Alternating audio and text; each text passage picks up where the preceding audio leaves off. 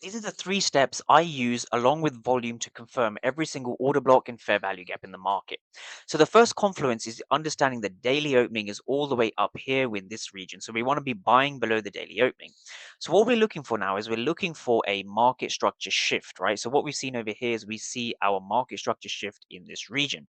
We're now looking for a pullback, right? We're looking for some kind of a pullback before we enter long, right? So what we're looking for is a structural low and a structural high like this, right? But what's important to understand is we're looking for a fair value gap.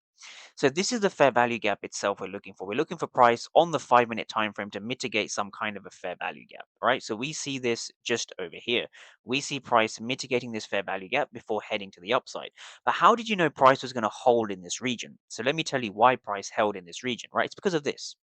So when we look here at the candles, it's really interesting. Notice how we have lots of volume over here to the upside and we have a decreasing volume over here to the downside. So the market was moving down to enter this fair value gap. The market was moving down. But the problem here was that the market was losing volume to the downside. So when we go back to the regular candlestick chart, as you can see, price here moved down with a lot of aggression. But in this region, we were losing volume, right? If we go back to the candlestick chart, we were losing volume in this area.